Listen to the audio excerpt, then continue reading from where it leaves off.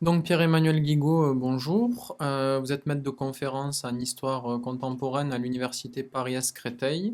Vous avez soutenu une thèse en 2016 sous la direction de Jean-François Sirinelli qui s'intitule Le complexe de la communication, Michel Rocard entre médias et opinion. C'est un travail de longue haleine qui couronne en quelque sorte une recherche, vous le dites dans le livre que vous publiez d'une dizaine d'années sur Michel Rocard et qui élargit et prolonge votre mémoire de M2 que vous aviez publié sous le titre Le chantre de l'opinion en 2013. Ici, nous sommes ici pour parler de votre dernière publication aux éditions Perrin, qui est une biographie de Michel Rocard, pour laquelle vous confessez une véritable admiration qui ne vous empêche pas de garder une mise à distance critique vis-à-vis de votre biographie. Vers la fin de votre ouvrage, vous évoquez une anecdote un petit peu plus personnelle de votre rapport à Michel Rocard, qui est intéressante. Votre première rencontre avec lui, vous étiez jeune adolescent en 2004, engagé en socialisme. Lui était tête de liste socialiste dans le Sud-Est pour les élections européennes et venait combattre Jean-Marie Le Pen sur des terres qui lui sont généralement favorables électoralement. Ma première question, elle ne va pas porter sur le fond du livre, mais sur le choix de couverture. Le choix de couverture avec une photographie de Michel Rocard qui date de 85, donc où Rocard prononce un discours important au congrès du PS de Toulouse, et non sur sa période Premier ministre entre 88 et 91, qui pourrait marquer, qui marque d'ailleurs le couronnement de sa carrière politique. Donc, est-ce que vous pouvez nous expliquer pour commencer les raisons de ce choix? Oui, alors je reviendrai juste sur un élément que vous avez pu dire. Vous avez dit admiration. Je ne sais pas si, je crois pas l'avoir écrit. Je ne sais pas si je réutiliserai le terme en tant que tel. Je le trouve un petit peu fort. Empathie, c'est clair, pour le sujet. J'ai eu l'occasion de le côtoyer, donc il faut que forcément ça crée des liens, sans avoir été pour autant un proche. Et j'ajouterai quand même, je crois que c'est important, que lui n'a jamais cherché en fait à guider ma plume. C'était vraiment très loin de sa manière d'être et de sa personnalité politique. Au contraire, il a plutôt eu tendance à dissuader des jeunes chercheurs, hein. On a quelques anecdotes comme ça de collègues qui se sont confrontés à ça. Je pense notamment à une collègue, hein, qui l'a un petit peu dissuadé sur son sujet. Moi-même, mes premiers contacts avec lui n'étaient pas forcément très sympathiques parce que c'était sa capacité justement à garder de la distance, contrairement à d'autres personnalités politiques qui aiment flatter eh bien, leur futur biographe. Donc j'ai pas du tout eu cette relation-là avec Michel Rocard. Je réponds pardon à votre question. Donc sur les images, il y a toujours plusieurs couvertures en compétition, vous savez un petit peu ce que c'est, et donc forcément on doit faire un choix à un moment donné. En l'occurrence, il y avait une autre image qui avait été proposée par l'éditeur à l'origine, qui était une image justement de Michel Rocard à Matignon, telle qu'on se l'imagine, et avec François Mitterrand à ses côtés.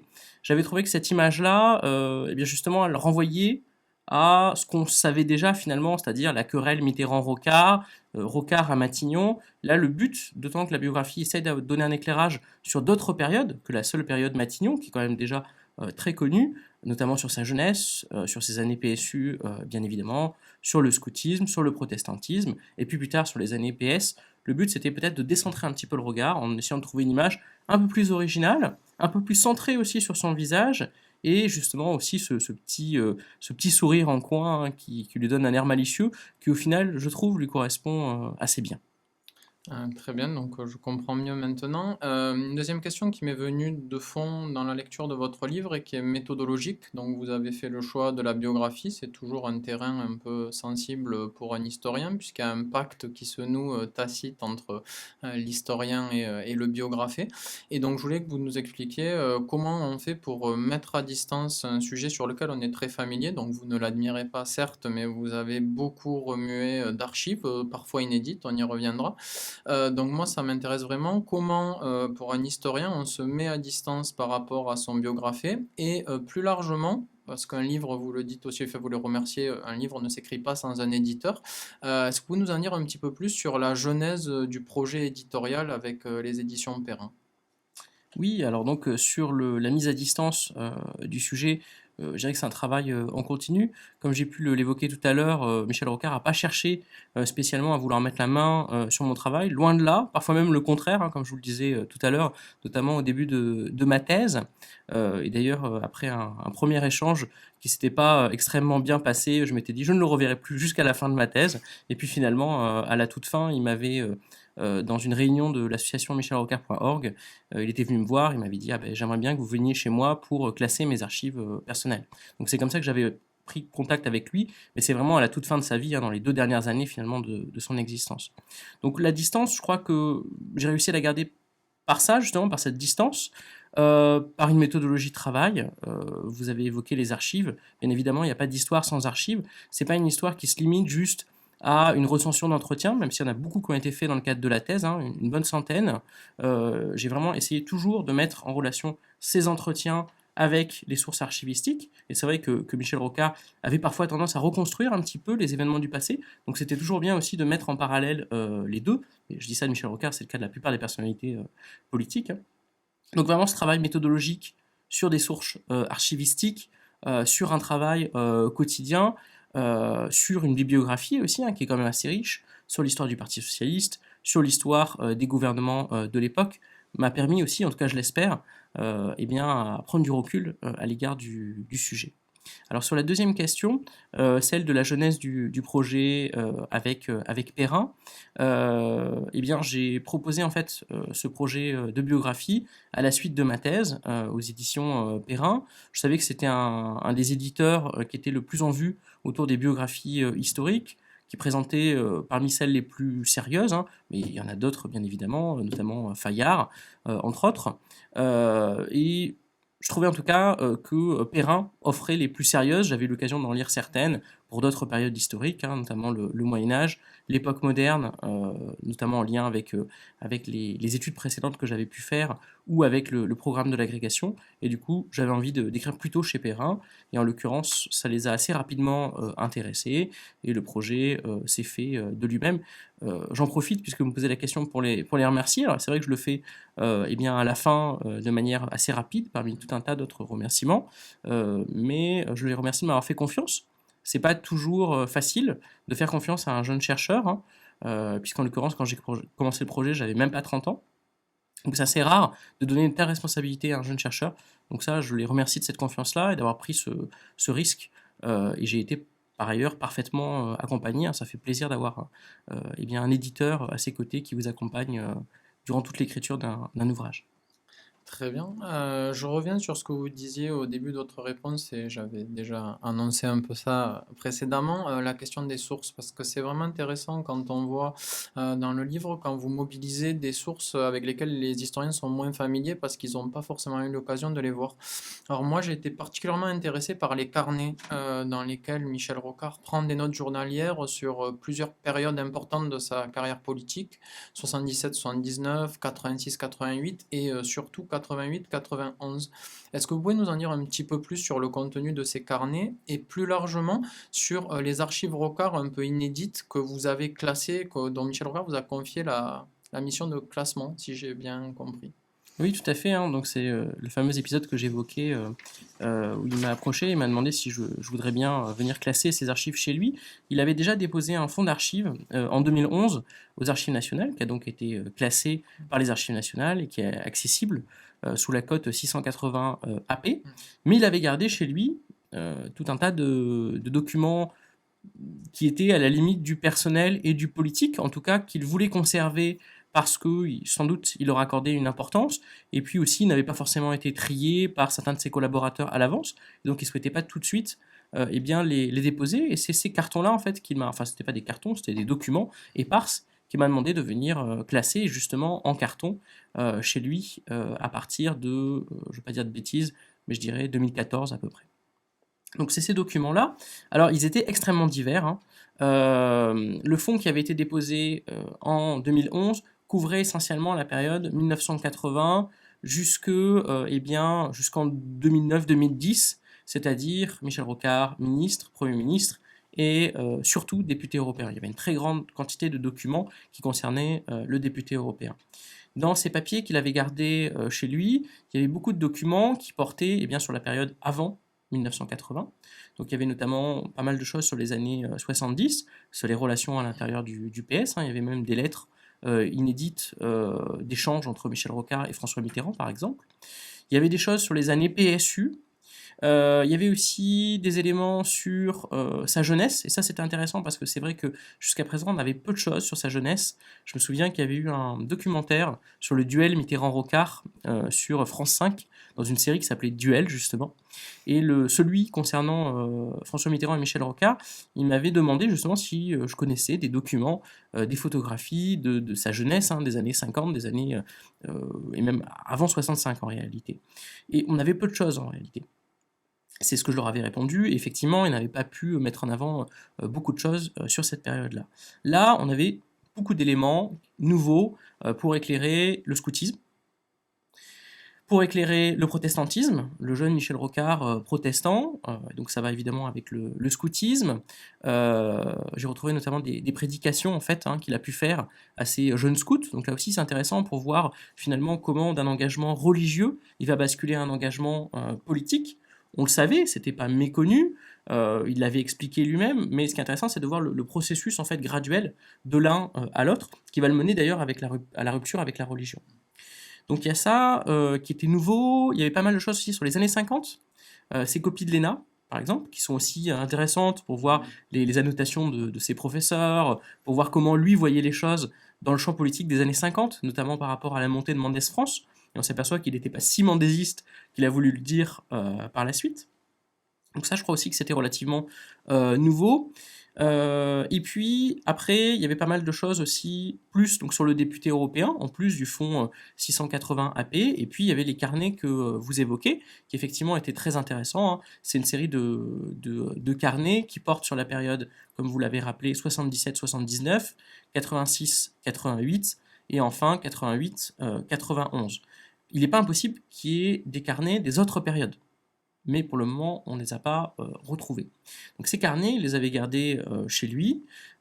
Justement, il n'avait pas souhaité les donner à l'époque aux archives nationales. Il notait en fait de manière quotidienne ce qu'il avait fait dans la journée, les gens qu'il avait rencontrés, mais aussi ses appréciations, les comptes rendus de ses réunions. Alors ces carnets, ils posent plusieurs difficultés. Déjà, c'est que ils sont évidemment lacunaires, hein. Et par ailleurs, l'autre difficulté, c'est que, parfois, dans les réunions dont il fait le compte-rendu dans son carnet, on ne sait pas bien si c'est une opinion qui est la sienne ou si c'est quelque chose qui a été dit par un des intervenants. Donc c'est pour ça qu'il faut toujours prendre un petit peu de recul avec ces carnets, essayer de bien les contextualiser, de voir de quoi il est vraiment question, pour éviter de faire une mauvaise interprétation et ainsi lui attribuer une pensée qui en réalité venait d'un membre du gouvernement ou d'un de ses conseillers qui était présent à cette réunion-là. Néanmoins, ça en fait une source vraiment intéressante parce qu'on l'approche de très près, hein. C'est vrai qu'on n'a pas toujours ce type de source-là en histoire. On l'a par exemple sur Georges Pompidou, ça avait donné lieu à une publication il y a quelques années. Donc là, on a une source qui est vraiment intéressante. Alors enfin, en plus de ces fonds-là, j'ai essayé aussi de chercher avant déjà ce contact que j'ai eu avec lui en 2014, j'avais déjà commencé à chercher des archives un petit peu inédites, notamment à Conflans, que j'avais déjà utilisé pour mon mémoire de recherche. Et en fait, le fonds qui est à Conflans, c'est un fonds qui porte sur la période en fait, des années 70 et qui porte pas uniquement sur l'action de Michel Rocard à Conflans, sur laquelle on n'a pas tant de choses que ça en réalité, mais qui porte en réalité sur le député, sur ses activités politiques. Donc c'est un fonds qui complète le fonds 680 AP que j'ai précédemment évoqué.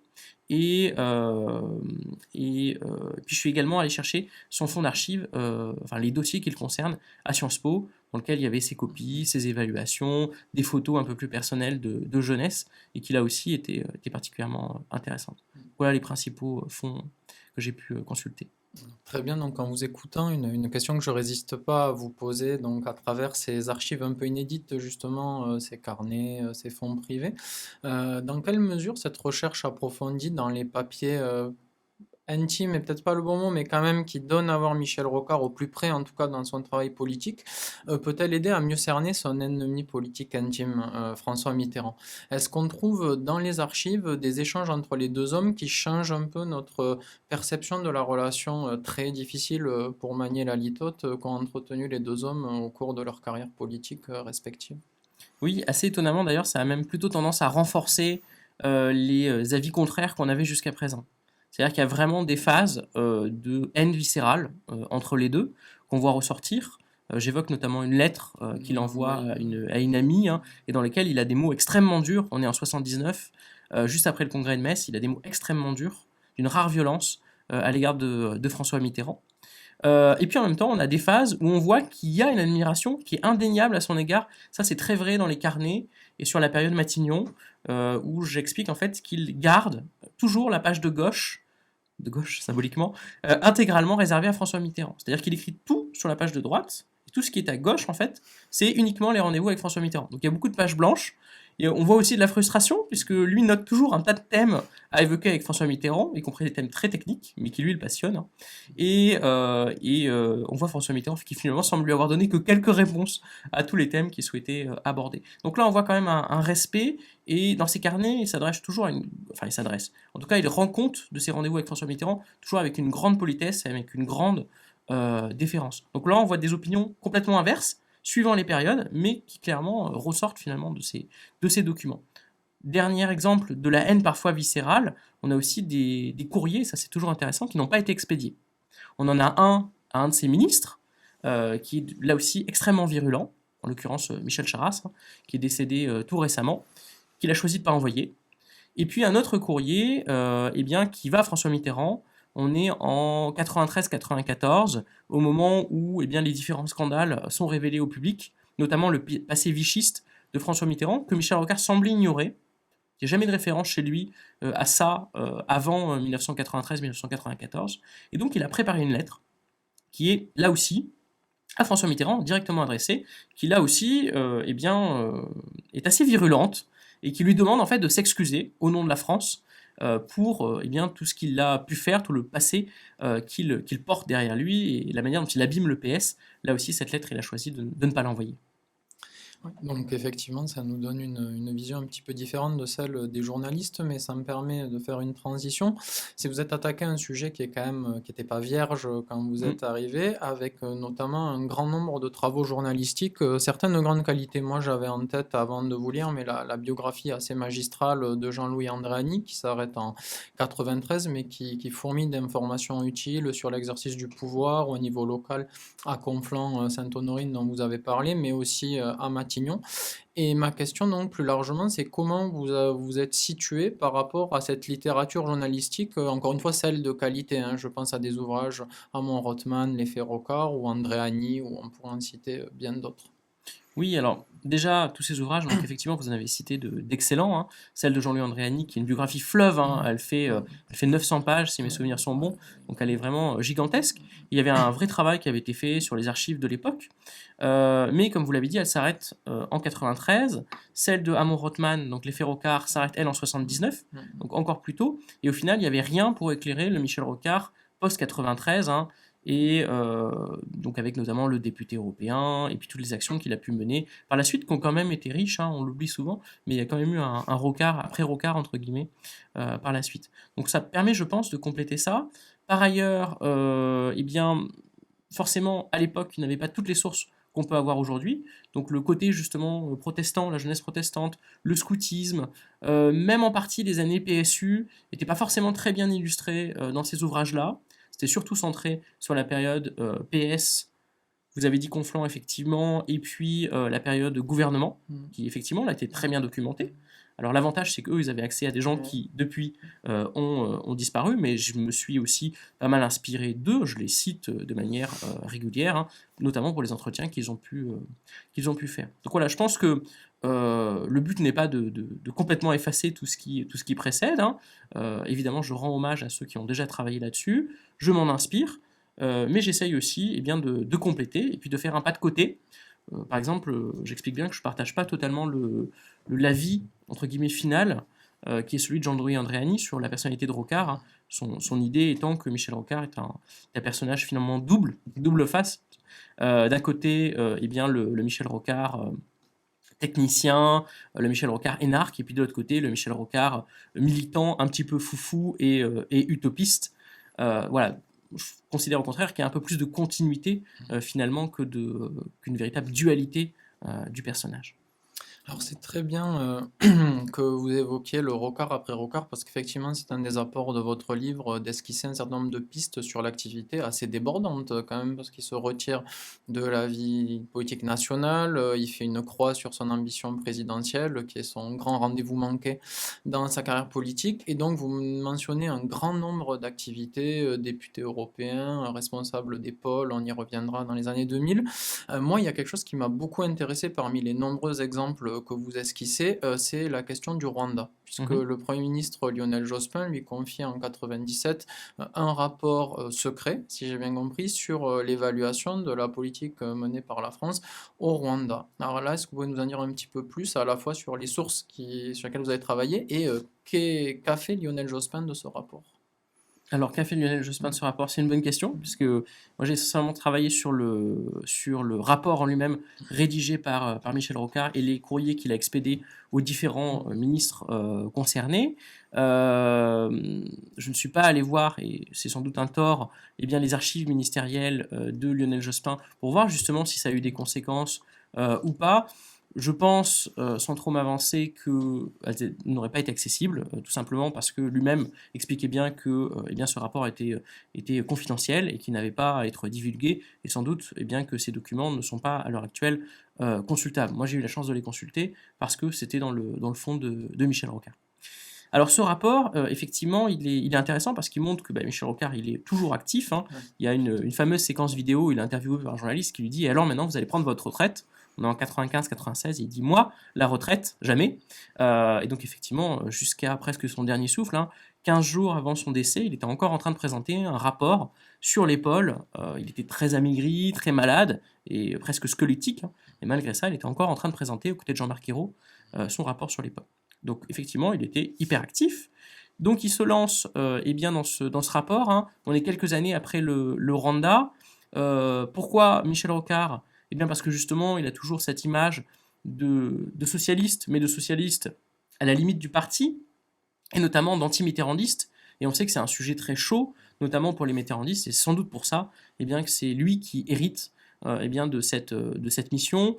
En plus, il n'a plus de rôle officiel au sein de la France, il est député européen, il est en charge de la coopération, ce qui ne lui est pas inutile pour avoir des liens notamment en Afrique, hein. À l'époque, il voyage beaucoup en Afrique, justement pour cette mission-là. Et donc, eh bien, il va faire ce rapport dans lequel déjà, il esquisse un bilan eh bien du Rwanda et du génocide. Il avance des éléments sur eh bien, les causes du conflit, notamment l'implication de la France, et puis il donne également quelques pistes pour resserrer les liens entre le pays et la France, problème qui aujourd'hui n'est toujours pas vraiment résolu, hein. Tout à fait. Ouais, je suis entièrement d'accord avec cette dernière phrase et je pousse un peu toujours parce qu'effectivement il est actif jusqu'à son dernier souffle, ce qui est quand même assez incroyable malgré la maladie et malgré tout.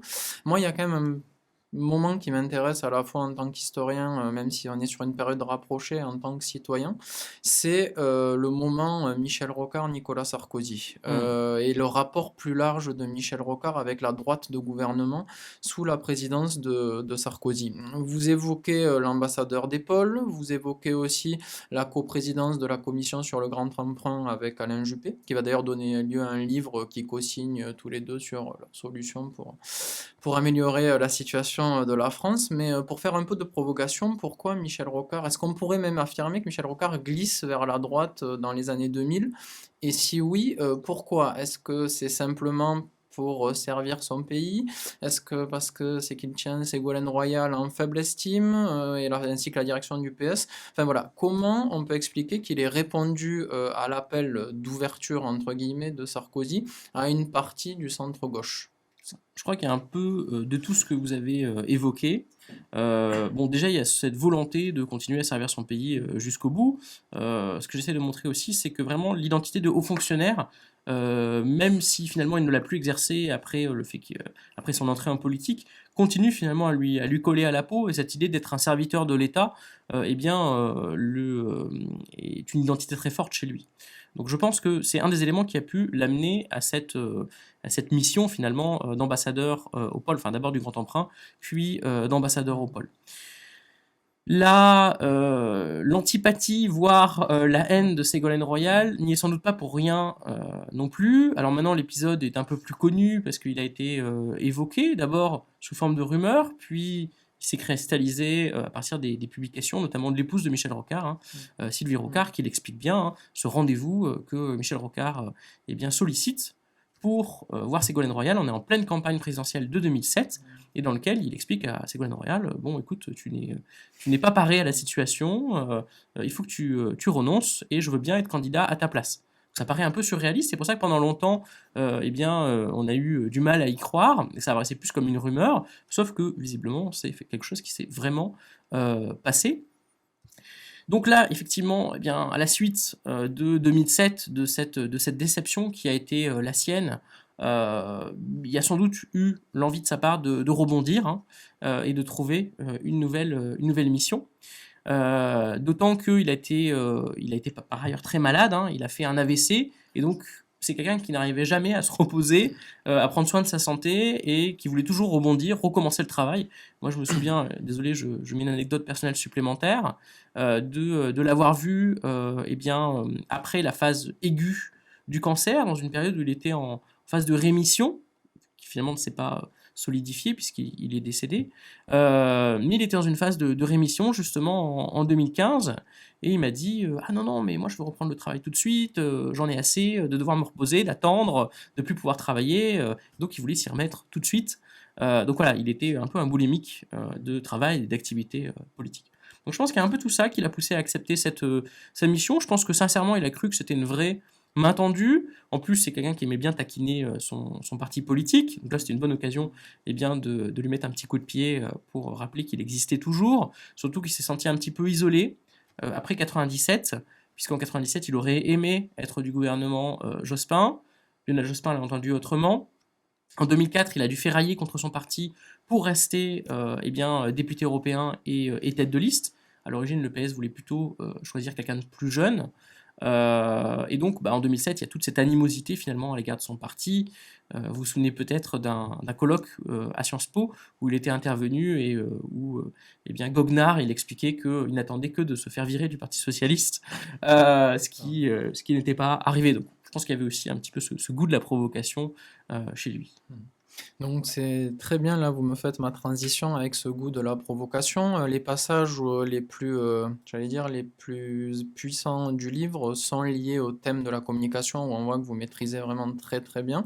Est-ce que vous pouvez, pour ceux qui sont moins spécialistes sur cet aspect de la vie de Michel Rocard, qui finalement est pas si connu que ça, hein, d'où l'intérêt de votre doctorat, montrer comment ce personnage, qui a quand même été au départ un chouchou des médias, notamment dans les années 70, vous avez pris l'expression dans votre livre, chantre de l'opinion, mais c'est vraiment quelqu'un qui savait séduire les médias intellectuels, mais pas que, devient à partir des années 80 de plus en plus mutique, et de plus en plus, comment on pourrait dire ça, de plus en plus mutique et de plus en plus critique vis-à-vis des médias. Il développe une critique des médias de masse qui, moi, m'évoquait un peu l'école de Francfort, vous voyez, des choses comme ça. Donc, est-ce que vous pouvez nous retracer pour le profane un peu l'évolution de la communication de Michel Rocard sur la période?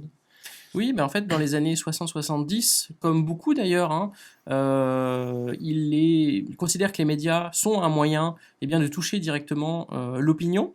Il a toujours accordé une grande importance aux partis politiques.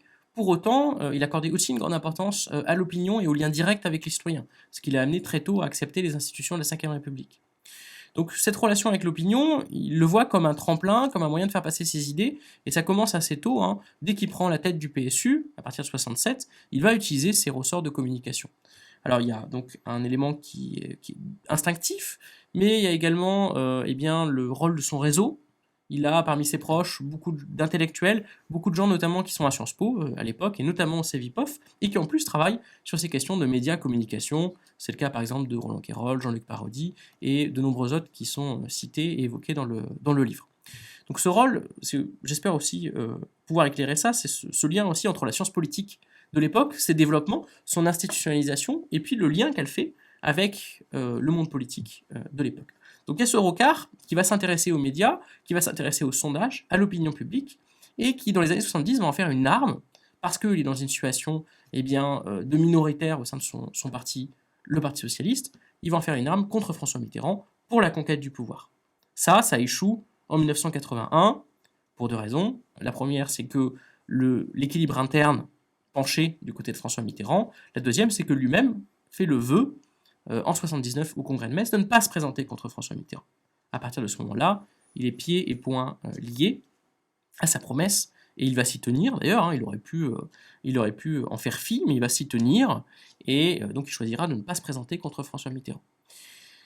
Plutôt que de faire véritablement son mea culpa, ce qu'il a peut-être fait, il va plutôt choisir de considérer que les médias ont participé à son déclin et finalement à son échec de 1980-81. Et à partir de là, on voit clairement un retournement finalement de son point de vue à l'égard des médias. Justement de chantre des médias, de proche, de chouchou des journalistes, il va devenir de plus en plus le critique, le contempteur des médias contemporains. Il faut dire aussi, c'est ce que j'essaie d'expliquer dans ma thèse, que la sociologie même des journalistes a changé.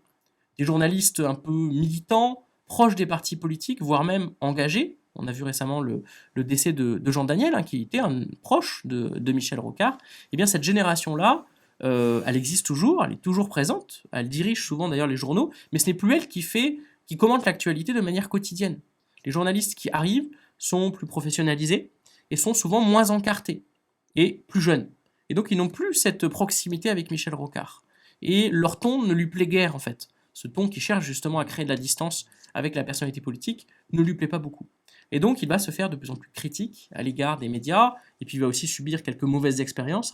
On se souvient de la fameuse séquence avec Laurent Baffy, le fameux questionnaire, donc est-ce que Sucé s'est trompé? Là aussi, je pense que ça a participé d'une forme de traumatisme à l'égard des expériences médiatiques, et qui l'ont rendu extrêmement violent, et qui finalement l'ont fait passer de quelqu'un proche de la science politique ouverte aux médias et à l'opinion, à une sociologie plus critique des médias. Il sera notamment un lecteur de McLuhan, plus dans la fin de sa carrière.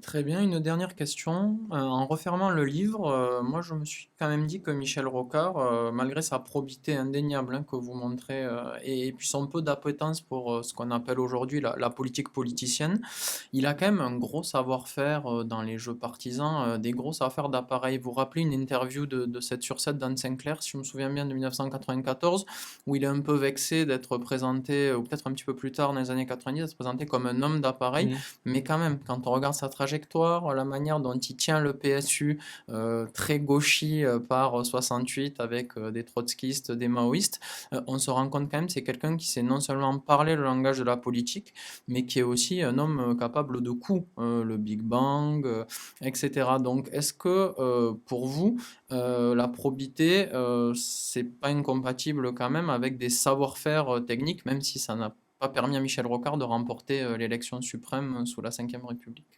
Je ne crois pas qu'il faille opposer totalement la probité et le savoir-faire politique. Par contre, je pense que le savoir-faire politique, chez lui, se limiterait ici plutôt à un savoir-faire partisan. Effectivement, c'est quelqu'un qui connaît bien les partis politiques, il a cessé de le répéter, il était adhérent depuis très longtemps au Parti Socialiste, enfin à la SFIO, puis par la suite au PSU et au Parti Socialiste. Et forcément, il avait une expérience en fait. Pour autant, beaucoup moins que d'autres. Et là, il ne faut pas non plus mettre de côté le rôle de son entourage. Je ne veux pas le disculper en disant qu'il y aurait les cyniques et puis il y aurait l'homme politique qui, lui, serait resté complètement probe. Bien évidemment, il avait un savoir-faire partisan, il avait une connaissance de ce qui faisait les équilibres internes du parti politique. Pourtant, malgré ça, il a parfois manqué de lucidité, justement, sur ces équilibres à l'intérieur du parti. Alors, effectivement, il y a cette situation, quand il est à la tête du PSU, où il a su faire partie, il a su montrer une certaine ruse politique pour rester à la tête du parti politique. À cette exception-là près, on le voit quand même moins bon manœuvrier que la plupart de ses autres concurrents. Déjà parce que, dans les années 70, il s'installe dans la minorité et il peine finalement à gagner une véritable audience intra-parti, ne cessant de vouloir jouer de la séduction à l'intérieur du parti et en même temps de l'opinion en critiquant son propre parti politique.